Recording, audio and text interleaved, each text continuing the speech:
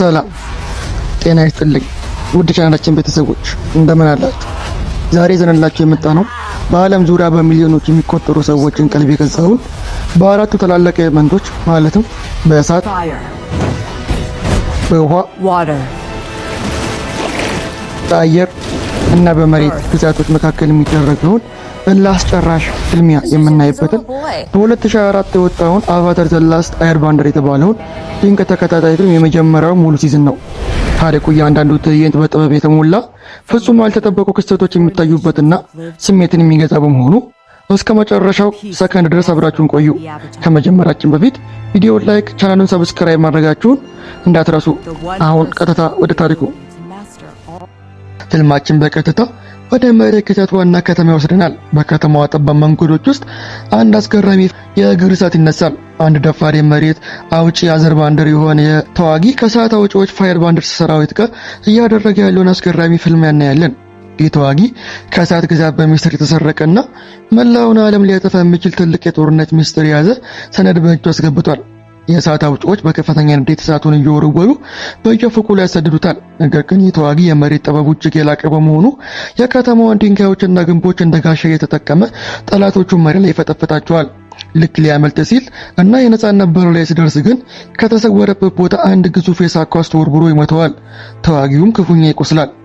ይሁን እንጂ ራሱን ከማዳን ይልቅ ለሀገሩ ታማኝ መሆንን ይመርጣል። በዚህ ጊዜ ከሩቅ እየሮጠ የመጣውን ታማኝ ጓደኛውን ያየዋል። የተሰረቀው ሚስጥር ሰነድ በፍጥነት ወደ እሱ እየወረወረ የሰነድ በአስቸኳይ ለነጻነታችን ሲባል ለመሬት ግዛት ንጉሥ አድርስ፣ ታላቅ የጦርነት ጥፋት ሊነሳ ነው በማለት በጩኸት ያዘዋል። ጓደኛውም ሰነዱን ይዞ በከፍተኛ ፍጥነት ማምለጥ ሲጀምር ከኋላው የደረሱት የእሳት ጠባቂዎች ሊከተሉት ይሞክራሉ።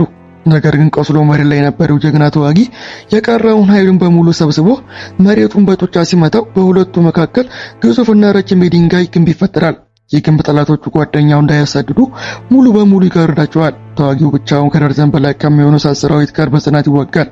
ነገር ግን በቁጥር ብልጫ ምክንያት በቁጥጥር ስር ይውላል። በዚያው ምሽት የተማረከ ተዋጊ በሰንሰለት ታስሮ ወደ ጨካኙ የእሳት ንጉሥ ሲዞን ፊት ይቀርባል። ሲዞን በዙፋኑ ላይ ሆኖ በንቀት ይመለከተዋል። እውነታው ግን እጅግ አስፈሪ ነበር። ሲዞን ቀጣዩን የጥፋት ወረራውን በአየር መነኮሳት አየር ኖርምድስ ላይ መሆኑንና መላውን ዓለም ለመቆጣጠር ያቀደውን ሴራ ለተያዘው ተዋጊ ይገልጽለታል። ተዋጊ እውነቱን ስላወቀ ብቻ ሲዞን ያለምንም ርኅራኄ በገዛ ሰዓቱ በሕይወት እያለ ቀጥሏል። የታሪኩ የጭቆና ዘመን በዚህ መልኩ ይጀምራል። ለብዙ ሺህ ዓመታት የአየር፣ የመሬት፣ የእሳትና የውሃ ግዛቶች በሰላምና በደስታ ይኖሩ የነበረው በዓለም ላይ በአራቱም ኤሌመንቶች ላይ ሙሉ ስልጣን ባለው በአቫታር አማካኝነት ነበር። አቫታር ሲሞት መንፈሱ ሳይጠፋ በሌላ አዲስ በሚወለድ ሕፃን አካል ውስጥ ይተካል። ይህ ዘላለማዊ ሕይወት ዑደት ይባላል። ነገር ግን ያለፈው አቫታር ከሞተ በኋላ አዲሱ አቫታር ማን እንደሆነ እስካሁን በይፋ አልታወቀም ነበር። ሲዞን ይህንን ክፍተትና ድክመት በመጠቀም መላውን ዓለም በቁጥጥሩ ስር ለማድረግ ታላቁን የጦርነት እቅድ ያወጣል። ቀጣዩም አቫታር ከአየር ወገን መካከል እንደሚወለድ ስላወቀ የአየር መነኮሳትን ከምድረ ገጽ ለማጥፋት ይነሳል። ታሪካችን አሁን ወደ ሰላማዊና ዳመናው የአየር መነኮሳት ገዳም ይወስደናል። እዚያም ኢንግ የተባለ 12 ዓመት ተጫዋችና ደስተኛ ሕፃን እናገኛለን። ኢንግ ከአቻዎቹ ልጆች በተለየ መልኩ የአየር ጥበብን የመቆጣጠር ብቃቱ እጅግ የላቀና ታምራዊ ነው። በገዳሙ ያሉ መነኮሳት በሙሉ ይህ ሕፃን የአቫታር መንፈስ ያረፈበት እውነተኛው የዓለም አዳኝ መሆኑን በሚስጥር ያውቃሉ። ነገር ግን የኢንግ ምላሽና የአስተማሪ የሆነው መነኩሴ ጋቲያሶ ልጁ ገና ሕፃን ነው፣ የቀሩት 3 ኤሌመንቶች ለመማር የሚያደርገው ረጅም ጉዞ አሁን ላይ ከባድ ይሆንበታል በማለት ይከራከራል። ይሁን እንጂ የገዳሙ ምክር ቤት የእሳት ግዛት በማንኛውም ሰዓት ጦርነት ሊከፍት ስለሚችል ኢንግ በአስቸኳይ ጉዞውን መጀመር እንዳለበት የሚል ውሳኔ ላይ ይደርሳሉ። ኢንግ ከጓደኞቹና ከሚወደው ገዳም ተለይቶ ለከባድ ተልዕኮ ብቻውን መጓዝ እንዳለበት ሲረዳ ልቡ በሐዘን ይሰበራል። እንባውንም እያፈሰሰ እኔ አቫታር መሆን አልፈልግም፣ ከጓደኞቼ መለየት አልሻም እያለ ያለቅሳል። ነገር ግን ታላቁ መምህር ጋቲያሶ በደግነት አቅፎ ያጽናናዋል። አቫታር መሆን ማለት ያህል ታላቅና ለዓለም ሕዝብ አስፈላጊ ኃላፊነት እንደሆነ በሚያደርጉ ቃላት ያስረዳዋል። ኢንግም እውነታውን ተቀብሎ ተልዕኮውን ለመጀመር ይስማማል። በዛኑ ምሽት ኢንግ በውስጡ ያለውን ጭንቀት ለመቀነስ ታማኝ የበረራ ጎሹን አፕን አስነስቶ ለጥቂት ጊዜ አየር ላይ ለመንሸራሸር ወደ ውጭ ይወጣል። ነገር ግን ኢንግም ሆነ መነኮሳት ያላስተዋሉት አንድ አስፈሪ ነገር ነበር። ጨካኙ የእሳት ሰራዊት ገዳሙ ሙሉ በሙሉ ለማጥፋት በሚስጥር ተጠግቶ ነበር። የድንገት የእሳት ሰራዊት ገዳሙን በኃይል ይወሩታል። የአየር መነኮሳቱ ተባብረው ራሳቸውን ለመከላከል እጅግ አስደናቂ የአየር ጥበብን በመጠቀም ጠላትን ለመመከት ይሞክራሉ። ነገር ግን የእሳት ሰራዊት ይህንን ጥቃት ለሳምንታት ሲያቀዱ ስለነበር፣ በቁጥርም በቴክኖሎጂም ይበልጡ ስለነበር የመነኮሳቱን ጥረት ሳይሳካ ይቀራል። የእሳት ሰራዊት ትላልቆቹ መነኮሳት ከቀጠሉ በኋላ ቀጥታ መምህር ጋትያሶ ጸሎቱን ደብቆ ወደያዘበት ክፍል ያመራሉ። ንጉሥ ሲዞር ራሱ መምህር ጋትያሶ ፊት ለፊት ለጦርነት ይጋፈጠዋል። ጋትያሶ በአየር ጥበቡ ጠላቶቹን እያሽከረከረ ቢጠልም ሶሲንኪን በንቀት ይስቃል። በዚህ ምሽት ሰማይ ላይ የሚታየው ታላቅ ኮሜት ወደ ምድር በጣም ስለቀረበ የእሳት ወጪዎች የሚያመነጩት እሳት ኃይል ከመደበኛው በ10 እጥፍ እንዲበረከት ተደርጎታል። በዚህ ተፈጥሯዊ ክስተት የታገዘው ሲሆን ጋትያሶንና በገዳም ያሉትን መነኮሳት ሕፃናትን በሙሉ ያለ ምንም ርኅራኄ ያጠፋቸዋል። የአየር ወግ ሙሉ በሙሉ ከምድር ይጠፋል። ኢንግ በገዳሙ ላይ ስለደረሰው አስፈሪ አደጋ ምንም ሳያውቅ በግራር ወፎቹ ጀርባ ላይ ሆኖ ወደ ቤቱ ለመመለስ በውቅያኖሱ ላይ እየበረረ ይጓዛል። ነገር ግን ድንገት ሰማዩ ይጨልማል። ውቅያኖሱም በከፍተኛ ማዕበል ይናወጣል። አፕ ማዕበሉን መቋቋም አቅቶት ይንገዳገዳል። በስተመጨረሻም ሁለቱ ቁጥራቸው አጥተው ወደ ጥልቁ ውቅያኖስ ውስጥ ይወድቃሉ። ወደ ባህር ውስጥ እየሰመጡ ሲሄዱ ኢንግ ራሱን ይስታል።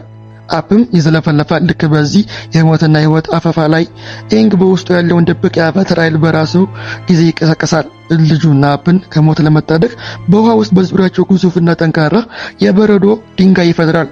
በዚህ ሁኔታ ለ100 ዓመታት በበረዶ ውስጥ ተቀብረው ይቆያሉ።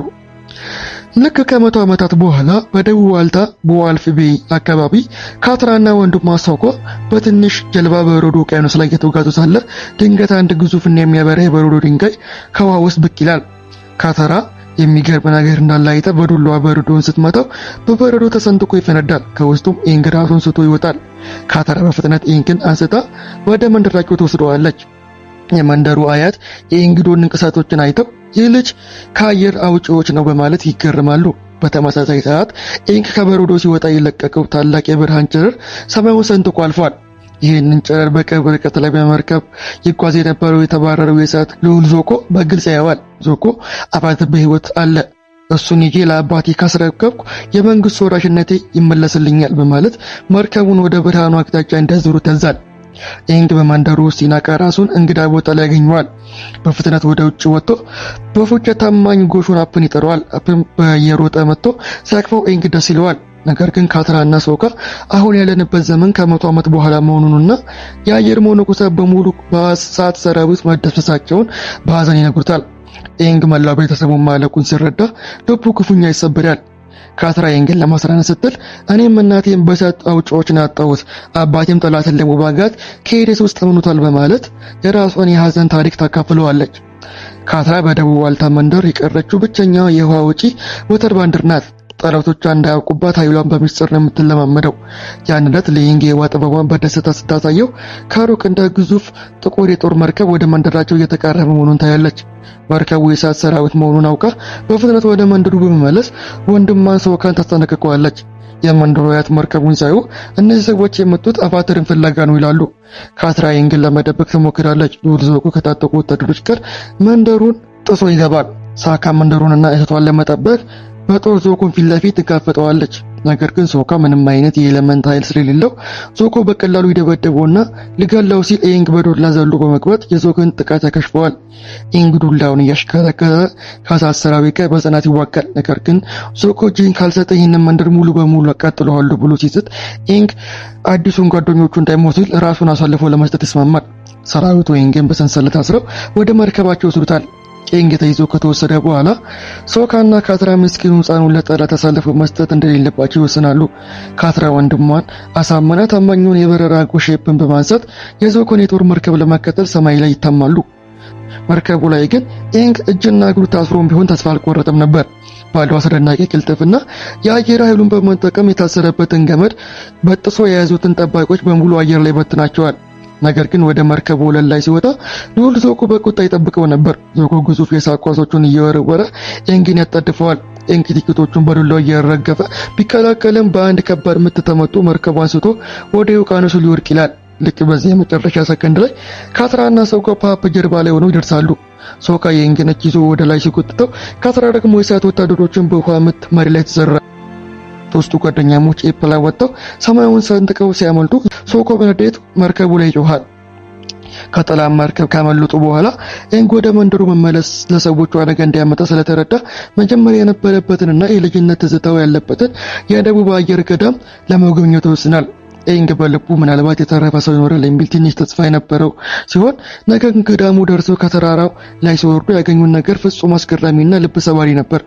ሙሉ ሕንጻ በከሰል ጥቁር ሆኗል። ምንም አይነት ሕይወት ያለው ነገር አይታይም።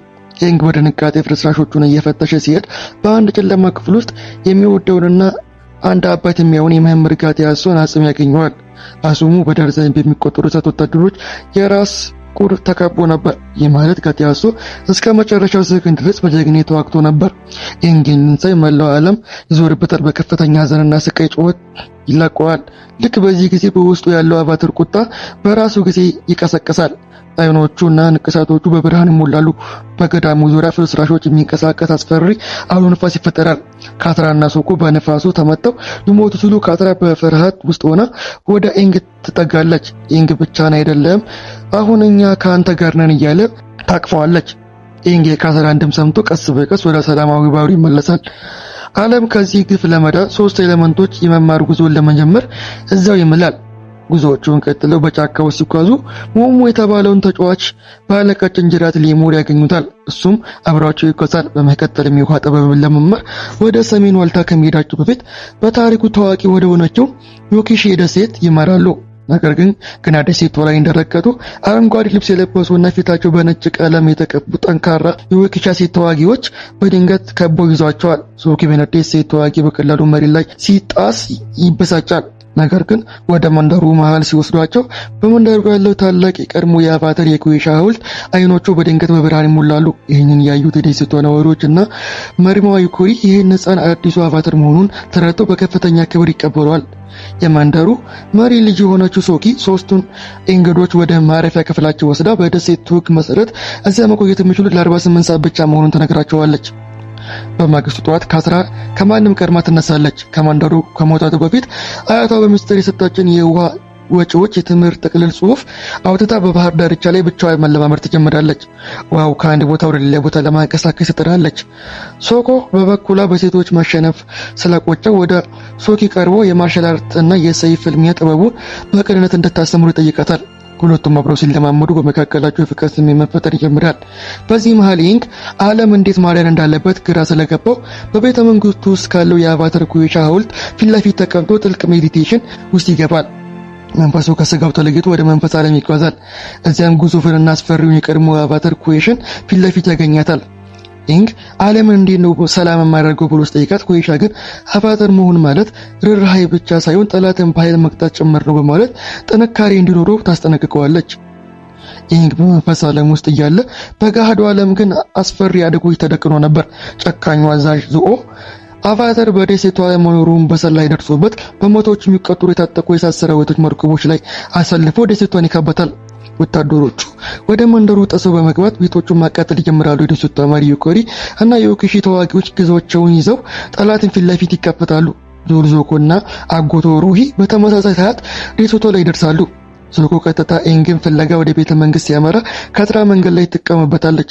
ካትራ ያሉትን የውሃ ጥበብ ተጠቅማ ዞኮን ለመምታት ብትሞክርም ገና ተማሪ ስለነበረች ዞኮ በጥንካሬ እሳት ምት መሬት ላይ ጥሎ የጠፋት ሰይፉን ያነሳል። ልክ ካትራ ልትገደል ስትል በቤተ መንግስት ውስጥ የነበረው ኢንግ አካል አይኖቹ ይበራሉ።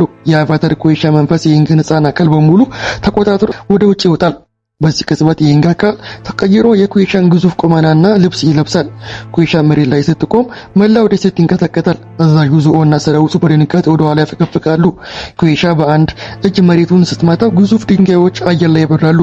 በሌሎቹ እጅ ደግሞ ከባህሩ ላይ ግዙፍ የውሃ ማዕበል አንስታ የእሳት ሰራዊቱን ታጠለቀለቃቸዋለች። በአራቱም ኤሌመንቶች የታገዘ አስደናቂና መለኮታዊ ጥቃት በመሰንዘር የዞንና የዞኮን ሰራዊት ብቻዋን በትና ተጠፋቸዋለች። ዞ መሸነፉን አውቆ በፍርሃት ወደ መርከቡ ይሸሻል።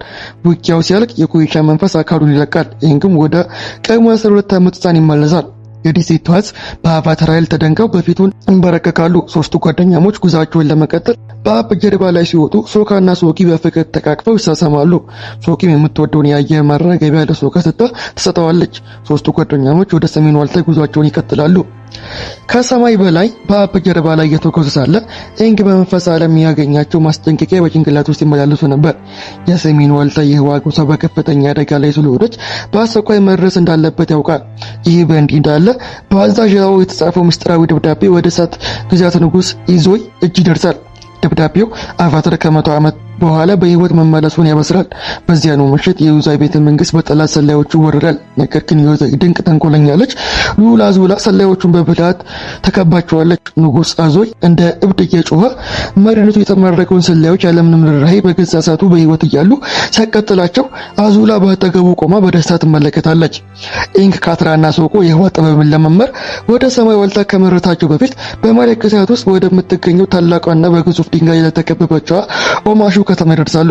ነገር ግን የከተማዋ ጠባቂዎች ወደ ውስጥ ማንም እንዳይገባ በሩን ዘግተውታል። በዚህ ጊዜ ጄት የተባለ ማራኪና ደፋር ወጣት ነጋዴ መስሎ በመቅረብ ጠባቂዎቹን በገንዘብ ደልሎ በሚስጥር ወደ ከተማ ያስገባቸዋል። ገና ወደ ከተማው እንደገቡ ግን በከተማ የመጓጓዣ መስመር ላይ ከባድ ፍንዳታ ይፈጠራል። ኢንግ በአየር ጥበቡ ፍንዳታው ያመጣውን ከባድ ጭስ ይበትነዋል። በዚህ ጊዜ ቲኦ የተባለ በታከላ ጋሪ ላይ የሚቀመጥ አካል ጉዳተኛ ወጣት ኢንግ አየር ወጪ መሆኑ ይደርስበታል። የቲያ አባት ሳይ የተባለ የከተማ ታላቅ መካኒክና ፈጣሪ ሲሆን ሶስቱ ጓደኞች አደጋ እንዳይገጥማቸው ወደ ቤቱ ወስዶ ያስጠጋቸዋል። ሳይ ይህ ፍንዳታ በእሳት ሰላዮች የተደረገ ነው፣ ከተማ በጠላት ተወራለች በማለት ያስረዳቸዋል።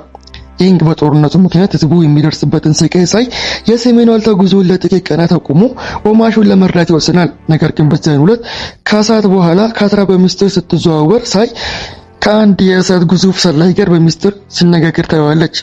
ሳይ ከጠላቶች ጋር የሚሰራ ከሃዲ መሆኑን ስትታስብ ደነገጠች። በዚህ መሃል ጄኔት በድጋሚ ታገኘዋለች። ጄኔት ይህንን ከሃዲ መከተል አለብን ብላት ሁለቱ ወደ ውጪ ጫካ ይከተሉታል። ነገር ግን ያስተዋሉት ነገር የጫማው መንገድ ጠላቶቹን ያዘጉት እምባሻ ነበር። ብዙም ሳይቆይ በእሳት ወጪዎች ይከበባሉ። ጄት ባለው አስደናቂ የሰይፍ ጥበብ ወታደሮችን ለመመከት ይጀምራል። ነገር ግን በቁጥጥር ስለማይበልጠው ጄት በፉጨት ጓደኞቹን ይጠራል። በዚህ ጊዜ በጫካ ውስጥ የተደበቁት ወላጆቹና በእሳት ሰራዊት ያጡትን ወጣት የዱር አራዊቶች ታጋዮች በመንገድ እየተንጠለጠሉ በመግባት ጠላቶቹን ሙሉ በሙሉ ያጠፏቸዋል። ጄት ካትራን ይዟት በጫካ ውስጥ በጥልቅ ወደሚገኘውና ከዛፎች ላይ ወደ ታሰረው ምስጢራዊ መንደር ይወስዳታል። እዚያ ያሉት ህጻናትና ወጣቶች በሙሉ በቤተሰቦች ተጨፈጨፉባቸው በመሆኑ በእሳት ግዛት ላይ ፍጹም በቀልን እየጠበቁ ናቸው። ካትራ የነጻነት ትግላቸውን አይታ በየፍቅር ትወድቃለች። ነገር ግን በከተማ ውስጥ ኤንግና ቶኦይ ፍንዳታውን የመረመሩ ሲሆን ፍንዳታው በእሳት ወጪዎች ሳይሆን በጌት የተዘጋጀ መሆኑን ይደርሱበታል። ጄት ራሱ የከተማዋን መሪዎች ለመግደል ፍንዳታውን እያደረገ ነበር።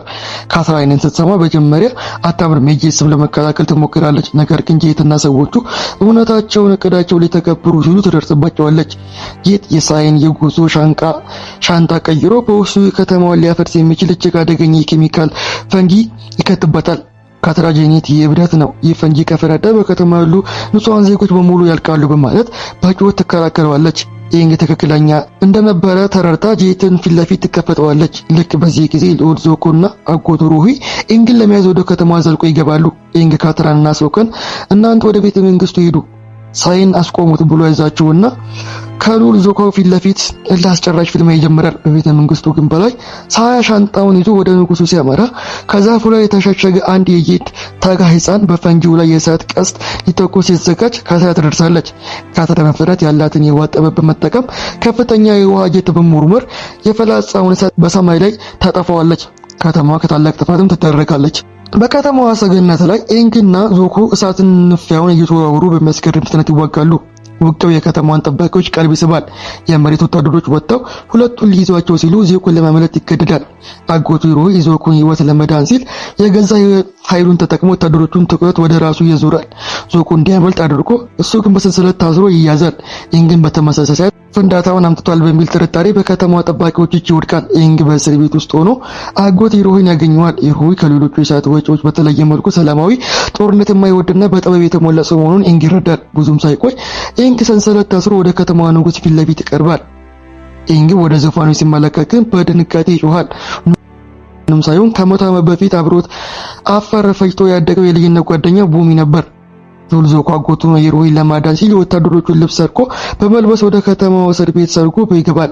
በዚህ ጊዜ ካትራና ሶኪ ኤንግ በቤተ መንግስት መታሰሩን ሰምተው እነሱን ለማዳን በከተማው ስር ወደሚገኘው ምስጢራዊ የከርሰ ምድር መተላለፊያ ይገባሉ። ነገር ግን በጨለማው ላብራቶሪ ውስጥ እየተጓዙ ሳለ ዋሻውን የሚጠብቀውና ትላልቅ ድንጋዮችን የሚሰነጣጥቀው አስፈሪው ግዙፍ አውሬ መሬት በድንገት ከፊት ለፊታቸው ይቆማል። ሁለቱ እህትና ወንድም በፍርሃት እየሮጡ ዋሻው መጨረሻው ላይ ከግንብ ጋር ይጋጫሉ። ሙሉ ሊያጠፋቸው ሲተካ ካትራና ሶኮ ተስፋ ቆርጠው እጅ ለእጅ ይያዛሉ። በዚህ ቅጽበት ሙሉ ጥቃቱ ይቆማል። ካትራ ሙሉ ዕውር መሆኑንና የሚንቀሳቀሱ በፍርሃትና በንዴት ስሜት መሆኑን ትረዳለች። ሁለቱም በፍቅርና በተረጋጋ ስሜት እጅ ለእጅ ተያይዘው ሲቆሙ ሙሉ ይለመዳቸዋል። እንዲያውም ከመሬት ስር ወደ ቤተ መንግስቱ የሚደርሰውን በር መንገድ ይመራቸዋል። በእስር ቤት በኩል ልዑል ዞጎ አጎቱን ይዘው ወደሚጓዙበት የመሬት ወጪ ወታደሮች ጋር ይቀበጣል። ዞጎ ብቻውን ሆኖ አስደናቂ ማርሻል አርት በመጠቀም ወታደሮቹን አንድ በአንድ መሬት ላይ ይዘራቸዋል። አጎቱ ኢሩሂን ከሰንሰለት ፈቶት ካወጣው በኋላ ሁለቱ ተባብረው የቀሩትን ጠባቂዎች ይጠፏቸዋል። ነገር ግን ኢሩሂ ክፉኛ ቆስሎ ስለነበር ዞጎ በትከሻው ተሸክሞ ከከተማው በምስጢር ይወጣሉ። በቤተ መንግስት ታላቅ አዳራሽ ውስጥ ግን ንጉስ ቦሚ ለኤንግ ትልቅ እራት ካቀረበለት በኋላ ፊት ለፊት ለጦርነት ይገጥመዋል። ቦሚ በአመታት ብዛት አርጅቶ ቢታይም የሰውነት ጥንካሬው ግን እንደ ብረት የተጠነከረ የመሬት ጥበበኛ ነው። ቦሚ በንዴት እየጮኸ አንተ ለምን ጥለህ በመምጣት ምክንያት ስንት ሚሊዮንስ ባለቀበት ጦርነት ውስጥ እኔ ብቻዬን እንደስቃይ አደረከኝ። ስለዚህ አሁን ጥፋትህ ተጠያቂ አንተ ነህ በማለት ኤንግን በግዙፍ ድንጋዮች ይደበድበዋል። ንጉስ ቦሚ ሁለት ግዙፍ ድንጋዮች በአየር ላይ አስነስቶ አባትር መሆንን ማለት ከባድ ውሳኔዎች መወሰን ነው። አሁን እነዚህን ድንጋዮች አንዱን ካልመረጥክ ሁለታችንም እንጠፋለን በማለት ይገፋዋል። ኤንጉ ግን እኔ ጓደኛዬ በፍጹም አላጠቀም በማለት ራሱን በነፋስ ጋሻ ብቻ ይከላከላል። ልክ በዚህ ጊዜ ካትራና ሶኮ በከርሰ ምድር ዋሻ ወጥተው አዳራሹ ይገባሉ። ሶኮ በብልሃት ዞሎ ንጉስ ቦሉሚን ከጀርባው ይዟል። ካትራ ደግሞ ውሃን ተጠቅማ ድንጋዮቹን ተሰበራቸዋለች። ቦሚ የልጆቹን ጽናትና የጓደኛውን ታማኝነት ሳይ ቁጣው በርዶ ቀስ በቀስ ይስቃል። ሁለቱ የድሮ ጓደኛሞች እርስ በርስ ተቃቅፈው በሰላም ይፈጥራሉ። በዚህ ጊዜ ሳይ ከሃዲ ሳይሆን እሳት ግዙፍ መረጃዎችን ለማስረቅ በሚስጥር የሚሰራ ድርብ ወኪል መሆኑን ይፋ ይሆናል። ከተማዋ ከሴራ ነጻ ትሆናለች። ኤንግ በሞይ ጋር ከተሰናበተ በኋላ ሶስቱ ጓደኛሞች በኤፕ ጀርባ ላይ ሆነው ወደ ሰማይ ዋልታ ጉዟቸውን ይቀጥላሉ። ኮማሾ ከተማ ውስጥ በኋላ ኤንግ ካትራና ሶኮ በኤፕ ጀርባ ላይ ሆነው ጉዟቸው ወደ ሰሜን ዋልታ ይቀጥላሉ። በመንገዳቸው ላይ ግን ሙሉ በሙሉ ተቃጥሎ አመድ የሆነና የሚከሳ አንድ ትልቅ ደን ያያሉ። ካትራው ግር በሚገኝ አንድ ምስኪን መንደር ሲያርፉ የአካባቢው ነዋሪዎች በእሳት ሰራዊት ጥቃት እየደረሰባቸውና ወደ ጫካው የሄዱት ሰዎችን በሙሉ ሳይመልሱ መቅረታቸው ይነግራቸዋል። ኤንግ ወደ ጫካው ዘልቆ ሲገባ በገሃዱ ዓለምና በመንፈስ ዓለም መካከል ያለው ድንበር መላላቱንና የጫካው መናፈስ መቆጣታቸውን በልቡ ይሰማዋል። ሰዎችን ለማዳን ሲል በጫካው መሃል ከታሰረው የመንፈስ ሰራዊት ፊት ለፊት ባለው ትልቅ ድንጋይ ላይ ተቀምጦ ወደ መንፈስ ዓለም ለመሸጋገር ትልቅ ሜዲቴሽን ውስጥ ይገባል። ነገር ግን ኤንግ ገና ጥበቡን በሚገባ ስላልተለማመደው መንፈሱ ወደ መንፈስ ዓለም ሲሸጋገር ሳያስበው ባጠገቡ የነበሩትን ጓደኞቹን ታራንና ሶኮን ጭምር የነፍስ አካላቸውን ይዞ ይገባል። ሶስቱም ራሳቸውን እንግዳና አስፈሪ ጫካ ውስጥ ያገኙታል። በዚህ ጊዜ ዋሽን የተባለውን ግዙፍ ጉጉት ወፍ የሚመስል የእውቀት መንፈስ ያገኙታል። ግዙፍ ጉጉት ይህ ቦታ ለሰው ልጅ አደገኛና በተለይም በዚህ ጭጋግ ውስጥ የተሸሸጉ ጨካኝ ፍጥረታት ስላሉ ጓደኛቸውን በፍጥነት ይዘህ ውጣ በማለት ኤንግ ከባድ ማስጠንቀቂያ ይሰጠዋል። ጭጋጉ እየበዛ ሲመጣ ሶስቱ ጓደኛሞች እርስ በርስ ይጠቃለላሉ።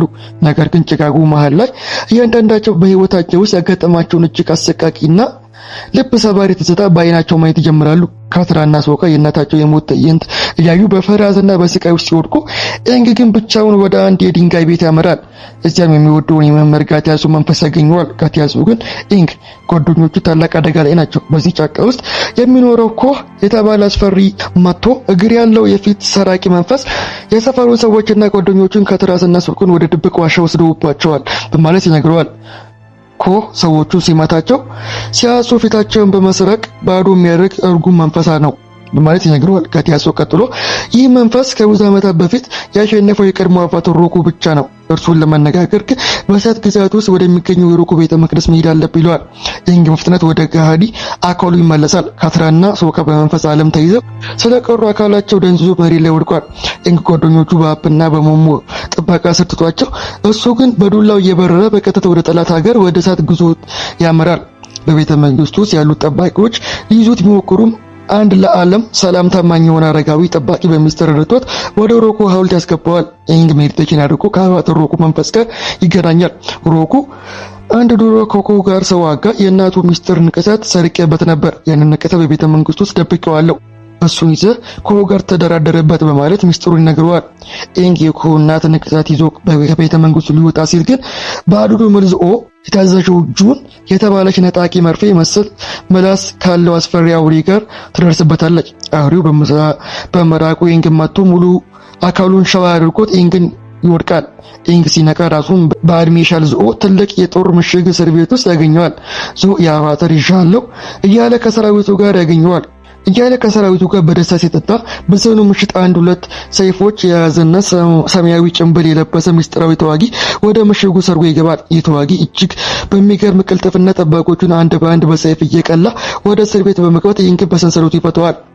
ሁለቱ ተያይዘው በምሽግ ጣራ ላይ ይሮጡ ሲያመልጡ በዞ ሰራዊቱ ይከበባል። ሰማያዊ ጭንብል የለበሰው ተዋጊ ኢንግን እንደ ታጋች አድርጎ በካራቢላው ይዞት በሩን ካልከፈታችሁ ገለዋለሁ በማለት ዞ በሩን እንዲከፍት ያስገድዷል። ከምሽቱ ወጥተው ጥቂት ሜትሮች እንደራቁ ግን የዞ ቀስት ወርውሮ ተዋጊው ከሩቅ በጭንቅላቱ ላይ መተዋል። ተዋጊው ራሱን ስቶ መሬት ላይ ይወድቃል።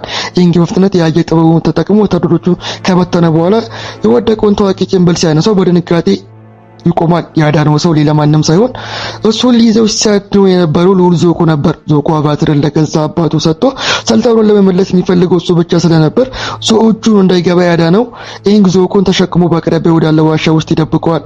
ዞኮ ሲነቃ ኢንግ ድሮ ከመቶ ዓመት በፊት ብንገናኝ ኖሮ ምርጥ ጓደኛ እንሆን ነበር ይለዋል። ዞኮ ፊቱ ላይ ያለው ትልቅ የበቀል ጠባሳ በገዛ ጨካኝ አባቱ በንጉስ ሕዝቡ የተቃጠለ መሆኑን ኢንግ ተረድቶ ያዝንለታል። ዞኮ ምንም ሳይናገር በጀልባው ተነስቶ ይሄዳል። ዞኮ ግን ይህንን ክደት ደርሶበት የዞኮን መርከብ ጀርባ በፈንጂ ያጋያታል። ዞኮ ግን በሕይወት ይተርፋል። ኢንግ በፍጥነት ወደ ተቃጠለው ደን በመመለስ እንደገና ወደ መንፈስ ዓለም ይሸጋግራል። ወደ አስፈሪው የኮ ዋሻ ይገባል። ከዚህ ግዙፍ የሸረሪት አካል ያለውና የሰረቀችውን የሰዎች ፊት በየሰከንዱ እየቀየረ የሚያስፈራ አስፈሪ ፍጡር ነው። ኮ ኢንግን ሊያጠቃው ሲል ኢንግ የያዘውን የእናቱን ንቅሳት ያሳየዋል። ይህን ንቅሳት እንደሰጠ ከፈለክ ከጓደኞችና የሰዎችን ነፍስ አሁኑን ልቀቅ በማለት በድፍረት ይደራደረዋል። ኮ እናቱን ስለሚወድ በስምምነቱ ተገዶ የካትራን የሶኮንና የነዋሪዎችን ነፍስ ይለቃል። ሶስቱ ገዳሞቹን በገሃዱ ዓለም በደስታ ይነቃሉ። ሰዎቹ ካዱን በኋላ ያለምንም መዘግየት በአፕ ጀርባ ላይ ሆነው ቀጥታ ወደ ሰሜን ዋልታ ያመራሉ። እዚያም በበረዶ ከተገናኙ ታላቅ የውሃ ከተማ ይደርሳሉ። የመንደሩ መሪ ኤርኩ ማስተር ፖኩ እና የከተማ መንፈስ መሪ የሆነችው ውቧ ልዕልት ዮዮ በከፍተኛ ክብር ይቀበሏቸዋል። ሶኮና ልዕልት ዮዮ ገና በመጀመሪያው የታ ፍቅር ይጀምራሉ። ኢንግ የውሃ ጥበቡን ለመማር ከማስተር ፓኩ ስልጠና ሲጀምር ካትራ አብራ ለማሰልጠን ትጠይቃለች። ነገር ግን ማስተር ፓኩ በከተማ ጥንታዊ ባህል መሰረት ሴቶች ውሃን መጠቀም የሚችሉት ሰዎችን ለማከምና ለመፈወስ ብቻ ነው፣ ለጦርነትና ለውጊያ አይሰለጥኑም በማለት በረዶ ይከለክላታል። ካትራ በዚህ የሴቶች ጭቆና ባህል ላይ በከፍተኛ እንዴት ታመጻለች። በጥንታዊ ሕግ ሳትበግስ ማስተር ፖኩ መላው ሕዝብ ባለበት አደባባይ ለፊት ለጦርነት ተጋብዘዋለች። ውጊያው ይጀምራል። ካትራ ያላትን የተፈጥሮ ብቃት ተጠቅማ በሮዶቹ እንደ ሰይፍ እየወረወረች ከታላቅ ማስተር ጋር እኩል አስጨራሽ ፍልሚያ ታደርጋለች። ምንም እንኳን በማስተር ፖኩ የዓመታት ልምድ ምክንያት ብትሸነፍም ያሳየችው አስደናቂ ጥንካሬ፣ ወገብ የማይሰብር ጽናትና ድፍረት የማስተር ፖኩ ልብ ይሰብረዋል። ማስተር ፖኩ ባህሉን ቀይሮ ካትራና የከተማውን ሴቶች በሙሉ ለጦርነት ማሰልጠን ይጀምራል። በዚህ መሃል ኢንግ ቀድሞውን አቫተር ኩርኩን ቢያናገረውም ኮኮ የጦርነት በራስ መስዋዕትነቱ የምታሸነፈው ነው፣ እኔ አልረዳህም፣ ብቻህን ተዋጋ ይለዋል። ጦርነቱ በይፋ ይፈነዳል። ከአደጋው የተረፈው ልዑል ዞኮ በሚስጥር ወደ ከተማ ሰርጎ ሲገባ አድሚራል ዞኦ ግን በመቶዎች የሚቆጠሩ ግዙፍ የብረት የጦር መርከቦችን አሰልፈው የሰሜን ዋልታ ከባድ እሳት ይደበደባቸዋል። የከተማ በበረዶ ግንብ ብትከለልም የጠላት ብዛት ግን የላቀ ነበር። የዞኦ እውነተኛና ጨካኙ እቅድ ግን ከተማውን መወርወር ብቻ አልነበረም። በከተማ ሚስጥራዊ ኩሬ ውስጥ የሁለት አሳዎች ኮሺ ፊሽና ሆኖ የሚኖሩትን የዓለም ጨረቃ መንፈስ እና የውቅያኖስ መንፈስ መግደል ነበር። ዞኦ ሰርጎው ላይ ይደርሳል። የመጨረሻ መንፈስ የሚወክለውን ነጭ አሳ ከውሃ አውጥቶ በካራ ቢሏ ይወጋዋል። በዚህ ቅጽበት በሰማይ ላይ ያለው ሙሉ ጨረቃ ደም ለብሳ ትጠፋለች። መላው ዓለም ይጨልማል። ጨረቃዋ ስትሞት በዓለም ላይ ያሉ ውሃዎች በሙሉ የኃይል ምንጫቸው አጥተው ኃይላቸው በሙሉ ይጠፋል። መሬት ላይ ተዘለፍልፈው ይወድቃሉ። የእሳት ሰራዊት ከተማዋን ጥሰው በመግባት ህዝቡን መጨፍጨፍ ይጀምራሉ። ከተማው ልትጠፋ ህዝቡ ሊያልቅ ምንም አልቀረውም ነበር። ልክ በዚህ ጊዜ እጅግ አስደናቂና የመጨረሻ ሰከንድ ላይ ኤንግ በንዴት እና በቁጣ ተሞልቶ ወደ ኩሬ ውስጥ ይገባል። የጨረቃ መንፈስ በሞቱ የተቆጣው የዮሐንስ መንፈስ ከገዛ አካሉ ጋር ሙሉ በሙሉ ያዋህደዋል። በዚህ ቅጽበት መላው ውቅያኖስ ይናወጣል። ከባህሩ ውስጥ ከውሃ የተሰራ ሰማይ የነካ ቁመት ከተራራ የሚያህል እጅግ አስፈሪ ግዙፍ የውሃ አካል ተፈጠረ። ይህ ግዙፍ የውሃ አምላክ አይኖቹ በሰማያዊ ብርሃን እየበሩ ወደ ጠላት መርከቦች ያምራሉ። በአንድ የፊት እግሩ ምት ግዙፍ የብረት መርከቦች እንደ ቅጠል እየተባበሩ ውቅያኖስ ውስጥ ያስቀምጣቸዋል። መርከቦቹ እርስ በርስ ያጋጫቸዋል። የእሳት ሰራዊቱ በሙሉ በታላቅ የውሃ ቁጣ ያጥለቀልቃቸዋል። አድሚራል ዛው በፍርሃት ሊያመልጥ ሲል ዞኮ በመንገድ ላይ ይቆምበታል። ሁለቱ ሲዋጉ ዞኮን ከጀርባ ላይ ሲወጋው ሲል የዞኮ አጎት ታላቅ ሮሂ በኃይለኛ እሳት ምት ዞኮን ወደ ጥልቁ ውቅያኖስ ይወረውራል። ዞሂም እዛው ይጠፋል። የውሃ አምላክ ጠላትን በሙሉ ከጠፋ በኋላ ግን ቁጣው ስላልበረደ ወደ ቀድሞ አካሉ በመመለስ አቅቶት ውቅያኖሱ ላይ ይጮሃል። በዚህን ጊዜ ሌሊት ዮዊ ሕፃን እያለች በነበረበት የሞት በሽታ በጨረቃ መንፈስ ኃይል መዳኗን ታስታውሳለች። በውስጧ ያለውን ጨረቃ ህይወት ኃይል ለመመለስ ስትል የገዛ ህይወቷን በመስዋዕትነት በመስጠት ወደ ኩሬ ውስጥ ትገባለች። በዚህን ጊዜ የጨረቃ አሳ በድጋሚ ህይወት ትነሳለች። ሰማዩ ላይ ያለው ጨረቃ ወደ ቀድሞ ነጭ ብርሃን ይመለሳል። የውሃ ወጪዎች ኃይላቸው ይመለሳል። ውቅያኖሱ ሲረጋጋ ኤንግ ከውሃው አምላክነቱ ወጥቶ ራሱን ስቶ በባህር ዳርቻ ላይ ይወድቃል። ካትራና ሶኮ በፍጥነት ደርሰው ያቅፉታል። ከከተማዋ በከፍተኛ መስዋዕትነት ከተፋ ተተርፋለች። ሶኮ ከሚወዳት ልዕልት ዮሂን በማጣቱ ልቡ ቢሰበርም ካትራ ጋር በመሆን ኤንግ ዓለሙን በሙሉ ነፃ ለማውጣት በሚያደርገው የቀጣይ ሲዝን ጉዞ እስከ መጨረሻው ሰከንድ ድረስ ከጎኑ እንደሚቆሙ ቃል ይገቡለታል። ታሪካችንም በዚህ መልኩ ይጠናቀቃል። እያንዳንዱ ጥቂት ሳይቀንስ የቀረበው ታላቅ ማጠቃለያ በዚህ መልኩ ተጠናቋል። ቪዲዮ ከወደዱት ላይክ፣ ሰብስክራይብ ማድረጉን እንዳይረሱ። ቀጣዩን ሲዝን በፍጥነት እንድሰራላችሁ ፍላጎታችሁ ኮሜንት ላይ መጻፍ በፍጹም እንዳረሱ። በሚቀጥለው ቪዲዮ በሌላ እብድ ፊልም እስክንገናኝ ድረስ ቻው።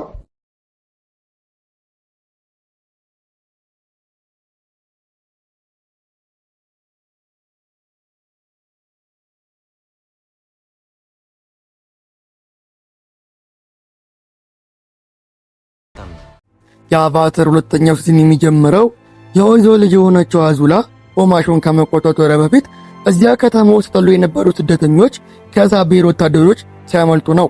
ወታደሮቹ እያሰደዷቸው ሳለ ቲም አቫተር ስደተኞቹን ለመከላከል በቦታው ይደርሳሉ። በዚህ ወቅት ሁሉም የቡድኑ አባላት ከመጀመሪያው ሲዝን በበለጠ ምን ያህል ብቃታቸው እንደጨመረ በግልጽ ይታያል። ሶካ በውጊያ ላይ ራሱን መከላከል ጀምሯል። ካታራም እጅግ በጣም ጎበዝ የዋጥ ወታደር ሆናለች። ኢንግም ገና የሷ ደረጃ ላይ ቢደርስም ከሷ ብዙ ነገር ተምሯል። የኦኬሻና የሱኪ ተዋጊዎች እነሱን ለመርዳት ሲመጡ ቡድኑ ትልቅ መበረታቻ ያገኛል። ኢንግ አሮጌ ጓደኛው ንጉስ ቡሚ የምድር ቁጥጥር ያሰመረኛል በሚል ተስፋ እሱን ለማግኘት በሚስጥር ወደ እስር ቤቱ ይገባል። ነገር ግን ቡሚ ለመዳን በፍጹም ፈቃደኛ አልሆነም። ህዝቡ ለእሱ ሲሉ እንዲዋጉና እንዲሞቱ ስላልፈለገ ኡምፑሎ ላዙላችሁን ሰጥቷል። ኢንግ ቢለመነውም በዛ መቆየት ይወስናል። ሆኖም ግን የሚያዳምጥና የሚጠብቅ መምህር መፈለግ እንዳለበትና ይህ ደግሞ ምን ማለት እንደሆነ እንዲያስብበት ፍንጭ ይሰጠዋል። የቡሚ ቀልብ አይምሮ እያስተጋባ ቲም አቫተርና ስደተኞቹ የስፓራንት ፓስ የተባለውን ወንዝ ለመሻገር ጉዟቸውን ይቀጥላሉ። ኤንግና ካታራ ሁሉም በሰላም እንዲያልፍ ወንዙን ለሁለት ይከፍሉታል። ነገር ግን ማዶ ከመድረሳቸው በፊት የሳቤር ወታደሮች ብቅ ብለው ወደ ውሃ ውስጥ የእሳት ኳሶችን መተኮስ ይጀምራሉ። ጀግኖቹ ጥቃቱ በእነሱ ላይ ሳይሆን ወንዝ ውስጥ ባለው ግዙፍ እባብ ላይ መሆኑን በፍጥነት ይረዳሉ። መጀመሪያ ላይ እባቡ የሳቤርን የሚዋጋ ረዳት መስሏቸው የነበረ ቢሆንም ነገር ግን ፍጡሩ ወዲያውኑ ወደ ዳርቻ በመዞር ቡድኑን ማጥቃት ይጀምራል። ኤንግና ካታራ የውሃ ቁጥጥር ተጠቅመው ጭራቁን ቢያባሩትም በአጋጣሚ ግን በከባድ ሁኔታ ያቆስሉታል። በጥፋተኝነት ስሜት ተጸጽተው በውሃ የመፈወስ ጥበብ ፍጡሩን ያክሙታል። ይህም ሊንክ የመንፈሳዊ ፈውስ መሰረታዊ ነገሮችን ለመማር ምርጥ አጋጣሚ ይሆንለታል። ቀጣዩ ጉዟቸው ወደ ባሲንግስ ያመራል። ኦማሾ የምድር መንግስት ዋና ማዕከል ይመስል የነበረ ቢሆንም ነገር ግን ሁሉም ሰው ለመድረስ የሚታገለው ወደ ባሲንግስ ነው። ኤንግና ጓደኞቹ ወደዛ እየተጓዙ ሳለ አዙላም አባቷ ቀጥሎ እንዲያጠቃ የምትፈልገው እዚያው መሆኑን ይታወቃል። አዙላ ታላቁን የወረራ ዕቅዷን በንጉሳዊ ምክር ቤት ስብሰባ ላይ በኩራት ታቀርባለች። የእሳት ጌታ ኡዙ የዕቅዱን ብልነት ቢያደግም የሰራዊቱን ዝክር ለጄኔራል ቪንግ እንዲመራ ይወስናል። ለልጁ ፍጹም የተለየ ተልዕኮም ይሰጣታል። ከተባረሩበት ጊዜ ጀምሮ በከፍተኛ ድህነት ውስጥ የሚኖሩትንና ለጥቂት ሳንቲሞች መሬት የሚያርሱትን ሉል ቶኮንና አጎት ኢሮሂን እንድታደናቸው ይዛታል። ኢሮሂ በአሁኑ ኑሮ የረካ ቢመስልም ዞኮ ግን ህይወቱን በሙሉ ይጠለዋል። በመጨረሻም የዓመታት ብስጭቱን በአጎቱ ላይ በማውረድ ይጮህበታል። እንደ ዞኮ አመለካከት ከሆነ ኢሮሂ ዙፋኑ ላይ መቀመጥ ነበረበት። ልጁ በጦርነት ከሞተ በኋላ በሐዘን ተሰብሮ ወደ ኋላ ከማፈግፈግ ይልቅ ለዙፋኑ ይወጋና ለወዞ ስልጣኑ እንዲቀማ ቢያፈቅዱ ኖሮ ሁሉ ሱቅ አይመጣም ነበር። ዞኮ አጎቱን ደካማ ብሎ በመጥራት አቫታርን በራሱ ለመፈለግ ይነሳል። አዙላም ይህን የዞኮን አካሄድ አስቀድማ ስላወቀች ዓለሙን ሙሉ ከመፈለግ ይልቅ ቀጥታ አቫታር ባለበት ቦታ እሱን ማግኘት እንደምትችል አምና አቫታር ያለበት ቦታ ትጓዛለች። የመንገድ ሁላችንም ወደ ባለጸጋ ጂሊንጋ ከተማ ያመራናል። ኢንግ ባሮጊው የአየር ሞሎክሲዎች ወግ መሰረት ነፃ ምግብ ለማግኘት ቢጠብቅም በዋናው ዓለም ነፃ ምግብ እንደሌለ በፍጥነት ይረዳል። ለቡድኑና ለስደተኞቹ የሚሆን ምግብ የሚሆን ሽልማት የሽልማት ገንዘብ ለማሸነፍ ከመሬት በታች የሚካሄድ የምድር ቁጥጥር ውድድር ያገኛል። አቫታር የወቅቱ ሻምፒዮን ዘቦልደርስ ውድድር ለመገዳደር ከመነሳቱ በፊት ዘብላይንድ ባንዲት የምትባል አንዲት ዕውር ሴት ትመጣለች። እሷም የመሬት መድረስ በማዳመጥ ብቻ ውድድሩ ሙሉ በሙሉ ተቆጣጥረዋለች። ኢንግ ወዲያውኑ የቦሚ ምክር ማዳመጥና መጠበቅ የሚችል መምህር ለመፈለግ የተናገረውን ያስታውሳል። እሷም የምትፈልገው ማስተር መሆኗን ይረዳል። በሚያሳዝን ሁኔታ ግን ኢንግ በትክክል ሳይናገራት ከውድድሩ በኋላ ትሰወራለች። ከጥቂት ጊዜ በኋላ ቲም አቫታር ለዓመታት ብዙ አቫታሮች ከረዱትና በጂሊንጋ ከተማ በጣም ተደማጭነት ካላቸው የቢዮንግ ቤተሰብ ግብዣ ይደርሳቸዋል። ወደ ግዛቱ ሲደርሱ አብራ ባንዲት የነበረችው ልጅ የእነሱ ልጅ ቶፍ መሆኗን ያውቃሉ። ወላጆቿ በሚስጥር ታላቅ ተዋጊ መሆኗን ሳያውቁ ልክ እንደ ደካማ አበባ ሊጠብቋት ይሞክራሉ። ኢንግ በምግብ ጠረጴዛው ላይ ሊያከልታት ሲቀርብ ቶፍ ከጠረጴዛው በታይ ትመታዋለች። ከዛም መሬት ላይ መልእክት በመጻፍ ማታ እንድታገናኘውና ስለ ውጊያ ማውራት እንዲያቆም ተነግረዋለች። ማታ ሲገናኙ ሙሉ ታሪካውን ተነግረዋለች። በ6 ወይም በ7 ዓመቷ የመጀመሪያ ምድር ተቆጣጣሪ የሆኑትን ባጀሮ ሞሎች ወዳሉበት ዋሻ ውስጥ እንደገባችና ሁለቱም ዕውር ስለሆኑ እየተደራዱና የእነሱን እንቅስቃሴ በመኮረጅ ምድር መቆጣጠር እንደለመደች ትገልጻለች። ወላጆቿ ግን በጥብቅ መማሪያ መሰረት ደረጃ ብቻ የሚያስተምር መምህር ስለቀጠሩለት ምንም የሚያውቁት ነገር የለም። ኢንግን መርዳት ብትፈልግም በወላጆቿ ምክንያት እንደማትችል ትነግረዋለች። ዕጣ ፋንታ ሆኖ ዞኮም ጂሊንጋ ከተማ ይደርሳል። በአንድ የፍተሻ ኬላ ላይ ወታደሮቹ የአንድን አካባቢ ልጅ ግማሽ ምርት ሲቀሙት ጣልቃ በመግባት ልጁን ይረዳዋል። ልጁና እህቱ ዞኮን ወደ ቤታቸው ያስጠጉታል። እዚያም እያለ አቫታር ከተማ ውስጥ መኖሩን ይሰማል። ኢንግን ለመፈለግ ሲሄድ ግን አዙላ ትደርስበታለች። አባታቸው እገዳውን እንዳነሳለትና ወደ ቤት ልትመልሰው እንደመጣች ብትነግረው ዞኮ አያምናትም። ነገሩም ወደ ውጊያው ይቀየራል። ቲም አቫታር በውጊያው መሃል ይደርሳል። ቶፍም ውጊያውን በመቀላቀል አዙላን ትመታታለች። አዙላም ከመውጣቱ በፊት ዞኮን ለመጠበቅ የመጣውን አጉትሮይን በኃይል ትመታዋለች። ቲም አቫታር በውሃ ቁጥጥር ለማከም ቢሞክርም የዞኮ ኩራት ግን እርዳታቸውን ሙሉ በሙሉ ውድቅ ያደርገዋል። ዞኮ ገና በልጅነቱ እንዳዙላ አልነበረም፣ እናቱን ነበር የሚመስለው። አዙላ በኤሊ ዳኩዮች ላይ ዳቦ በመወርወር በጭካኔ ስትዝናና ዞኮ ሊያስቆማት ይሞክር ነበር። አባታቸው ግን ልጆቹ እርስ በእርስ ከመደጋገፍ ይልቅ እንዲወዳደሩና ጥበበኛ እንደሆነ ያበረታታ ነበር። እናታቸው ኤሪሳ በዚህ አስተዳደግ በጥብቅ ትቃወም ነበር። ልጆቹን ይዛ ለመምለጥ ብትሞክርም ከሞታቱ በፊት ትያዛለች። የልጅነት ትውስታ አሁን ዞኮ ውስጥ ኖሯል። ነገር ግን አባቱን የማስደሰት ፍላጎት ሁል ጊዜ በውስጡ ካለው መልካምነት ጋር ይወጋል። ቶፍ በመጨረሻ ለወላጆቿ ደካማ አበባ ሰጥቷት አለት መሆኗን በመግለጽ ትቃወማቸዋለች። ከዚያም ከቲም አቫታር ጋር ትጠፋለች። የተቆጡት ወላጆቿ ግን ዘቦልደርን ቀጥረው በኃይል እንዲመልሷት ይለቁታል። አሁን ቶፍ በይፋ ቡድኑን ከተቀላቀለች በኋላ ቲም አቫታር ወደ ባሲንግስ ያቀናል። ወደ ከተማዋ ሲቃረቡ ቶፍ በመሬት ውስጥ የሆነ ነገር የተከተላቸው መሆኑን በስሜት ታውቃለች። ስደተኞቹን ለመጠበቅ ስትል እሷና ኢንግ አሳዳጆቹን ወደ ሌላ አቅጣጫ ለመውሰድ ትኩረት የሚስብ ለመፍጠር ይወስናሉ። ዞኮና ካታራ ደግሞ ህዝቡን በሰላም ወደ ከተማ ይመራሉ። ሁለቱ ወዲያውኑ ተኳሾቹ በቶፍ ባለበት ወላጆች የተላኩ በአሁን ታንተሮች መሆናቸውን ይረዳሉ።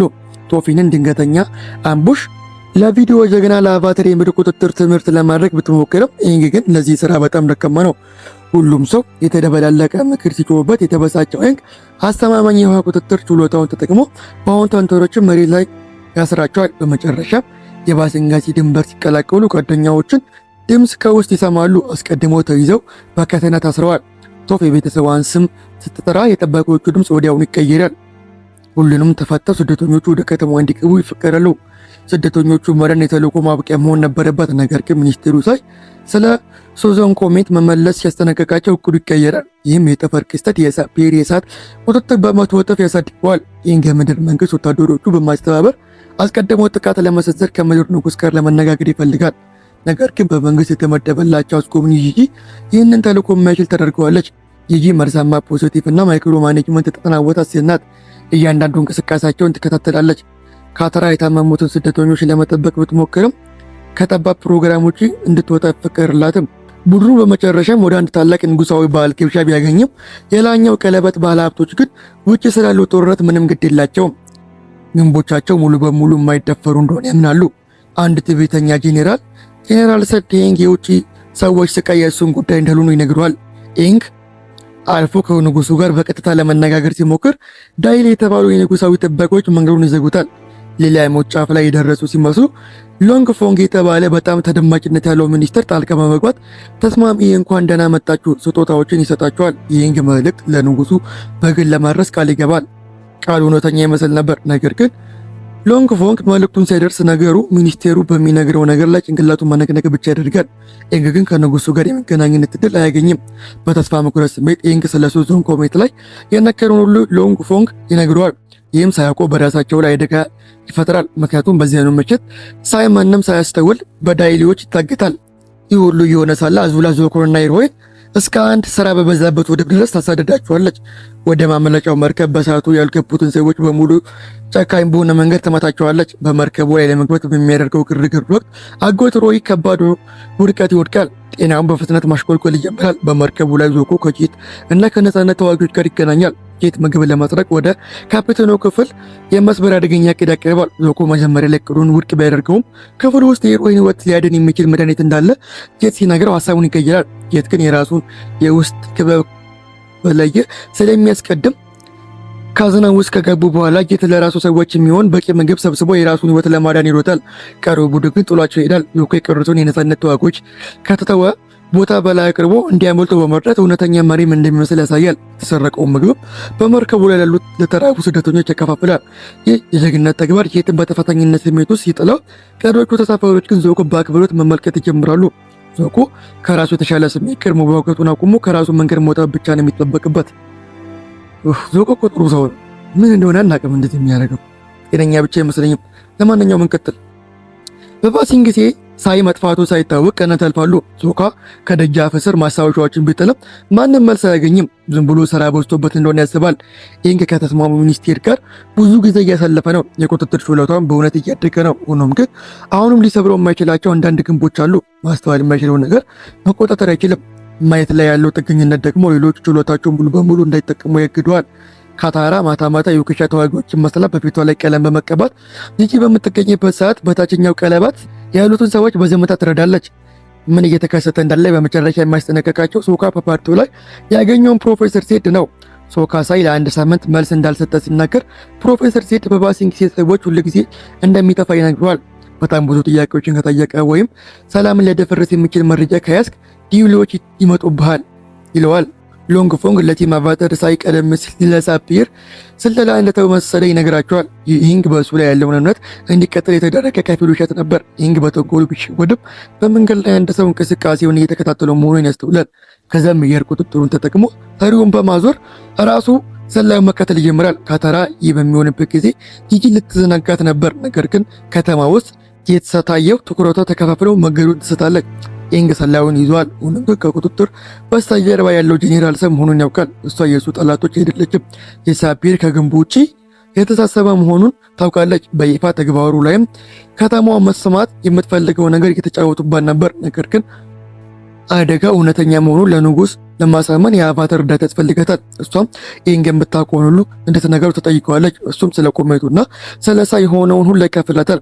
ያኔ ነው ሰን ያ ተስማሚ ሚኒስተር ሎንግ ፎንግ ሙሉ የዳይ ኔትወርክ የሚይዝ ጨካኝ መሪ መሆኑን የምትነግረው። ኤንግ በችኮላ አዲሱ ጓደኛውን ይከላከላል። ከንጉስ ጋርም ለመነጋገር ወደ ቤተ መንግስት ይሮጣል። ነገር ግን በሎንግ ፎንግ ይቆምና ሙሉ በሙሉ አዲስ አእምሮ በተዘጋጀ ጂጂ ይተዋወቃል። ይህም ከመጀመሪያው ጀምሮ እንደተጫወቱበት እንዲረዳ ያደርገዋል። የካታራ መንገድ ወደ ጄት ይመራል። እሱም በባሲንግ ጊዜ ጥገኝነት የተሰጣቸው የሳብ ብሔር ዜጎች ለማጥቃት ሲያቅድ ተሰማዋለች።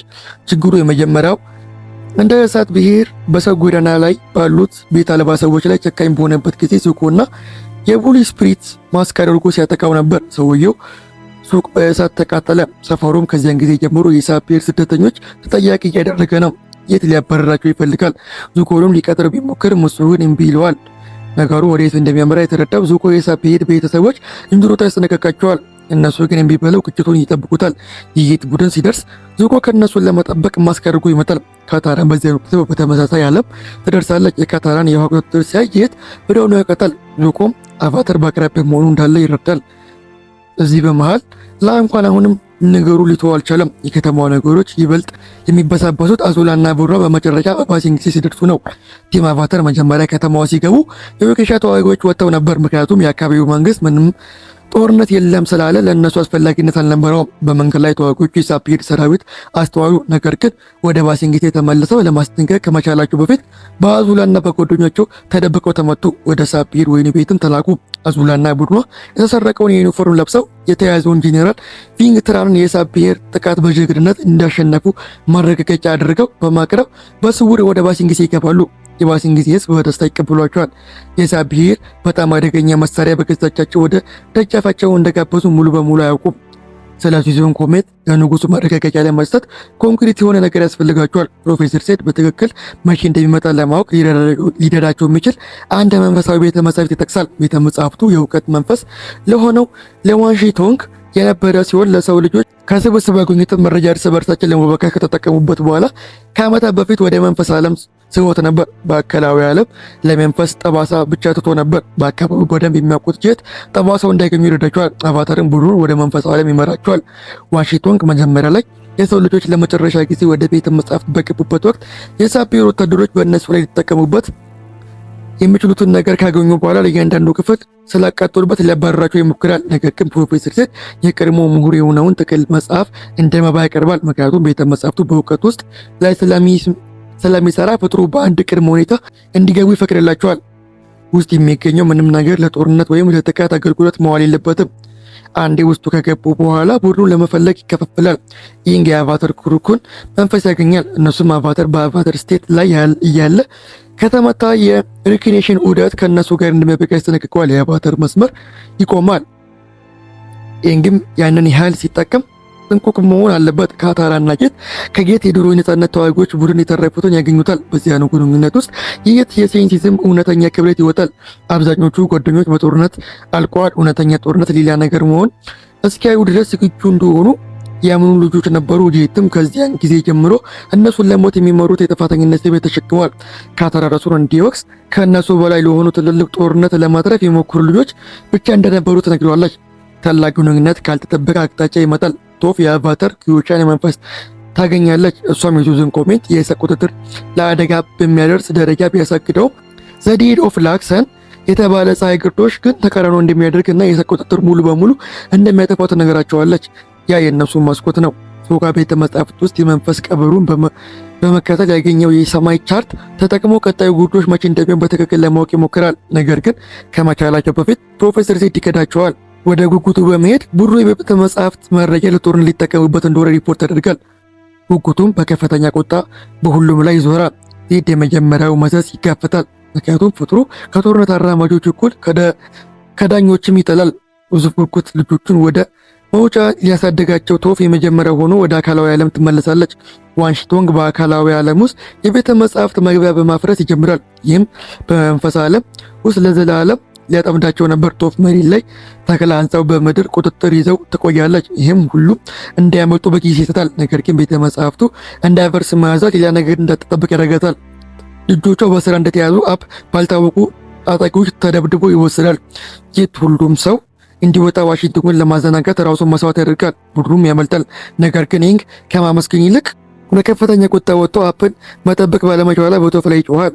አሁን ጉዶሽ ሳፒየርን ለመቃወም እውነተኛ እድል ስለሰጣቸው መረጃውን በቀጥታ ለመናገር ንጉስ ኩዊ ማድረስ አለባቸው። ጄኔራል ሰን ከቤተ መጻሕፍት ጠባቂዎች ለማሳለፍ በምትጠቀምበት የወይን ጋሪ ውስጥ ይደበቃሉ። ንጉስ ሎንግፉንግ እንዲዘጋጅ በአይነት ውስጥ ሆኖ ይገኛል።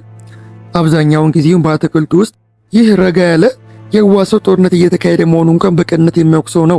ቲም አቫተር እውነቱን ሲነግሩት ሎንግፉንግ ይደርሰልናል። እያንዳንዱ ቃላቸውን ያፈርሰዋል። የካታራ የኩዌሻ ተዋጊዎች ቫሌንታይንና ትልቆች በቦታቸው ቀለበት ረብሻ እንዲፈጥሩ ይነሳል። የቶፍ ቤተሰቦች ለእሳት ብሔር ማሽኖች እንደሚያቀርቡ ይገለጣል። ሳይል ለእሳት ብሔር መረጃ ሰጪ እንደሆነ ይሰማል። ሶካም የእሱ ጓደኛ እንደነበር ያሳያል።